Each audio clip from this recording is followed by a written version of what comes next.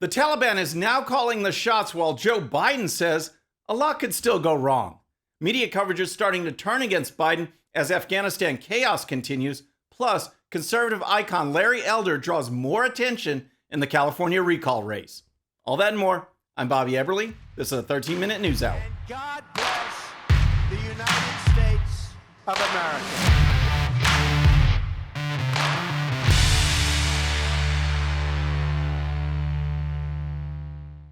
Okay, friends, welcome to the show. Happy Monday. I hope you had a great weekend. If you're new to the show, thank you so much for tuning in.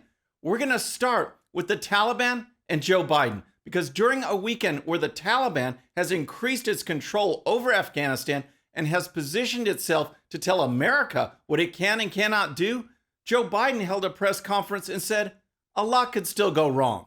Now, on the Taliban side, leaders warned America on Monday that there would be consequences if America stayed longer than the August 31st deadline put in place by Joe Biden.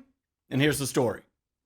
Taliban leaders warned Monday that U.S. and British troops will face consequences if they continue evacuations at Kabul's international airport past President Biden's self-imposed August 31st deadline to withdraw from Afghanistan. The threat from Taliban spokesman Suhail Shaheen puts even more pressure on the Biden administration and its allies to complete its withdrawal of diplomatic personnel, military service members, and Afghan allies before the end of the month.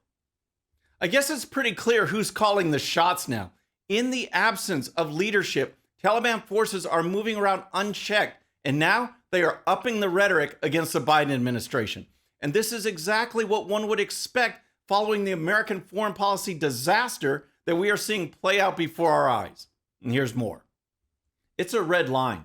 President Biden announced that on 31 August, they would withdraw all their military forces. So if they extend it, that means they are extending occupation while there is no need for that, Mr. Shaheen, the Taliban spokesperson, said in an interview with Sky News published early Monday morning.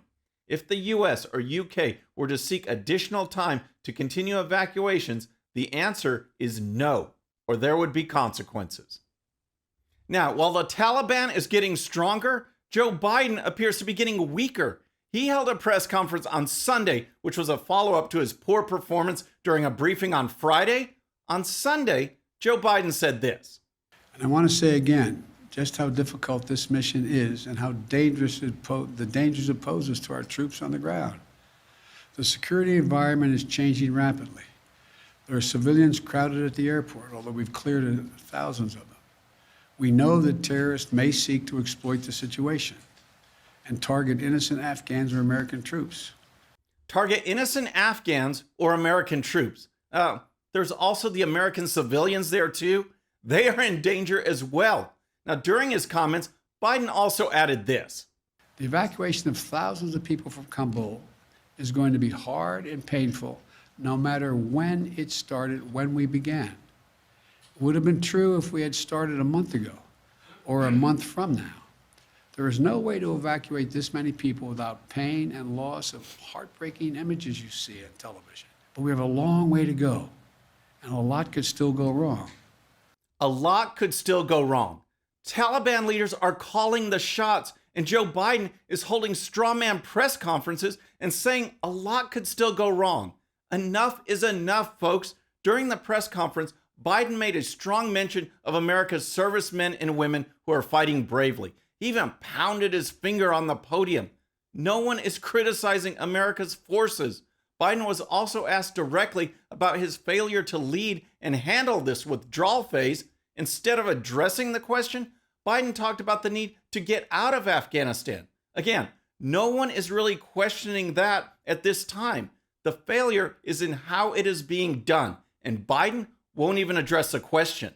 During Friday's press briefing, Biden said Americans weren't being harmed. He was corrected about an hour later by the Pentagon. Biden also said that al-Qaeda was gone from Afghanistan. Again, he was corrected by the Pentagon. On Sunday, Biden was asked about a new poll which has some stunning results. A new poll out today shows Americans wanted to withdraw from Afghanistan, but they disapprove of the way you've handled it. The poll also found that based in part on what's transpired in the last week, a majority of Americans and forgive me, I'm just the messenger, no longer consider you to be competent, focused, or effective in the job. I haven't seen that poll. It's out there from CBS this morning. Competent, focused, or effective. The majority of those who responded felt that Biden can't do the job. And in response, all he did was talk about that it was time to leave Afghanistan. The reporter even pointed out that in the poll, Americans agree with that. The problem is Biden's failure to do that properly, to do his job properly, and his response completely ignored that subject. All right, so next, let's talk about some other media reaction. But first, if you're new to the show or haven't subscribed yet, regardless of platform, just search out my name, hit that subscribe button, make sure notifications are turned on. That way you can follow the show and help us grow. Okay, so you know things are bad when the liberal media are forced to actually report the news. They want nothing more than to prop up Joe Biden, but comments and action from Biden and his entire administration have put the liberal media into a corner. With a disaster this bad, even some on the left feel they need to cover it. A perfect example was the reporter asking Biden about the poll results. But there's more. Here's Chris Wallace from Fox News. In addition to the question of the security and the ease of Americans getting to the airport, the president on Friday said a few other things that were flat wrong, Mr. Secretary. Here he is on the threat from al-Qaeda. What interest do we have in Afghanistan at this point with al-Qaeda gone? But a UN report this summer says that al-Qaeda is present in 15 of the 34 provinces of Afghanistan. And General Milley said this summer that if the Taliban fell, that he was, or rather took over Kabul, that he was going to have to upgrade the terror threat from al-Qaeda. What the president said just wasn't true. Biden says al-Qaeda is no threat. Biden officials say that the terror threat will have to go up because of al-Qaeda in Afghanistan and the U.S. withdrawal. A direct contradiction to what Biden said. Then there's this from CNN. Well, Kate, we've been at the airport now for 12 hours and on the airfield for 8 hours. And during the last 8 hours, the time that we've been waiting here, we have not seen a single U.S. flight evacuate people. We saw one U.S. flight take off about half an hour to an hour ago, but it was filled with U.S. servicemen and women. The people who have been sitting on the tarmac for the last 10 hours have not been able to get on a flight. So what's really going on? It's hard to know with Biden calling the shots. And then there's CBS News, which released the poll that the reporter asked about in the briefing. Since Biden said he didn't know about the poll, CBS's Bo Erickson tweeted this. Dear White House staff, please share the below polling to POTUS. He said he had not seen it yet. And that poll shows some incredible results. As the reporter mentioned, the American people do not feel that Joe Biden is competent, focused, or effective. 67% of those polled do not believe Biden has a clear plan for evacuating civilians. 67%.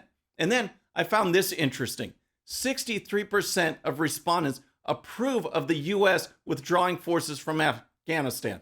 They don't think Biden can handle the job, but 63% approve of the U.S. leaving.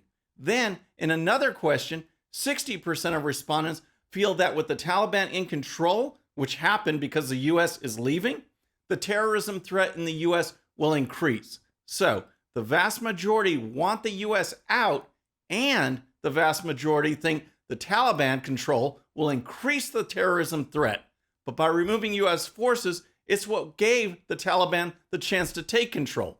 Just something to think about. The main point is that CBS News actually went on Twitter to remind Biden about the current state of public opinion. Will the media continue this trend? Let me know in the comments.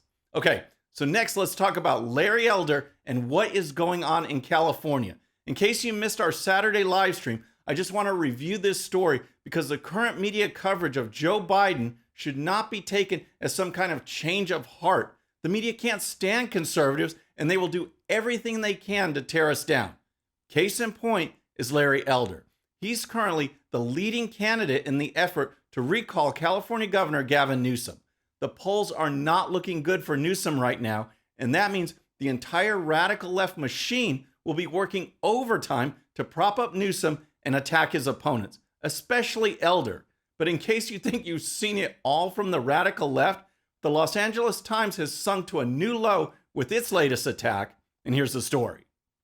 A Los Angeles Times columnist called conservative talk show host and California gubernatorial candidate Larry Elder the black face of white supremacy in the title of her op-ed published Friday. Larry Elder smiled the smug smile of a black conservative who could very well be liberal California's next governor. Erica Smith began her op-ed. She then described a speaking event Elder attended in Orange County where he called rising crime a phony narrative. I won't lie, Smith wrote in response to Elder's statement. Few things infuriate me more than watching a black person use willful blindness and cherry-picked facts to make overly simplistic arguments that whitewash the complex problems that come along with being black in America. Now, if you read her column, she basically states quite clearly why she's writing it. The polls show Newsom could lose the recall election, and the leading candidate to replace him is Elder. Thus, she just had to write a column attacking Elder. And when a radical leftist goes on the attack, nothing is off limits. The black face of white supremacy? It's outrageous. And here's more. Elder opposes every single public policy idea that's supported by black people to help black people, Smith wrote, and repeatedly called Elder smug throughout the op-ed. Smith also claimed Elder does not believe systemic racism exists, then criticized Elder for sharing statistics that black people are more likely to kill each other rather than root out racial bias in policing by requiring more transparency and accountability from officers. According to the left, if you are black, you can only think one way. You can only act one way. The fact that Larry Elder is a conservative is like a vampire being doused with holy water. The leftist just goes into a painful freakout.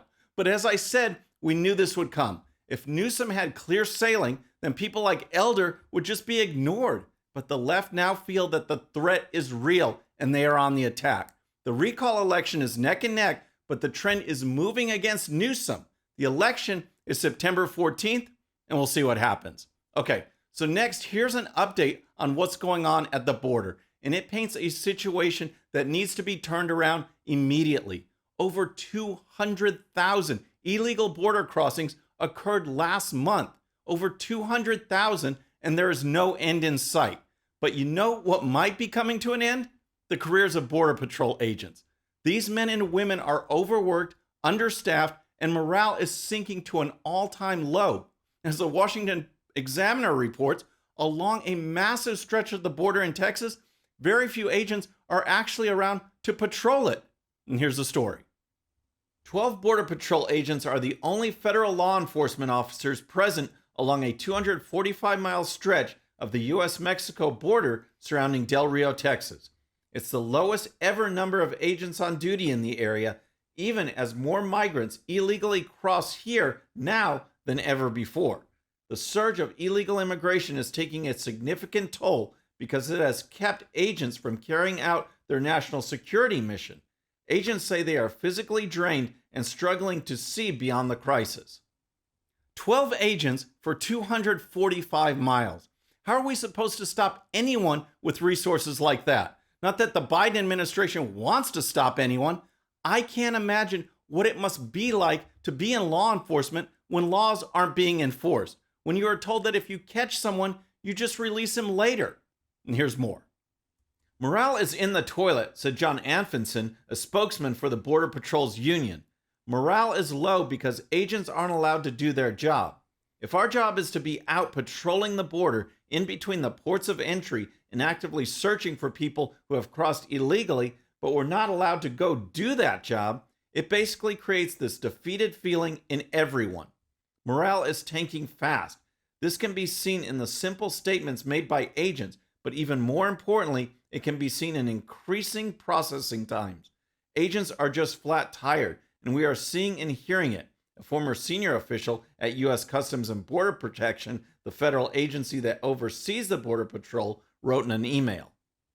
This is just incredible, and the story goes on to point out the reality of the situation under the Biden administration.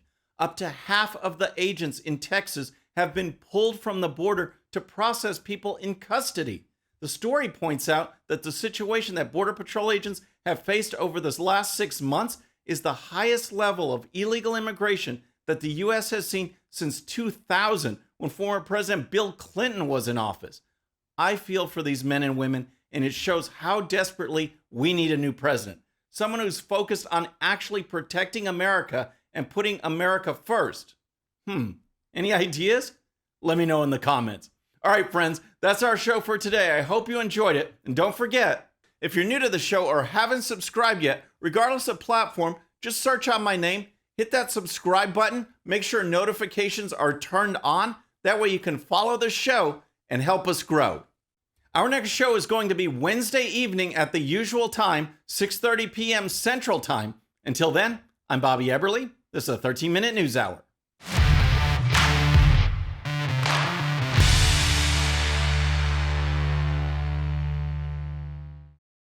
Okay, friends, thanks so much for watching. And before you go, please hit that subscribe button, hit that bell so you'll be notified. And here's a special video just for you so you can watch even more of the 13-minute news hour. And don't forget to check out GOPUSA.com for the best in conservative news and commentary. We'll see you next time.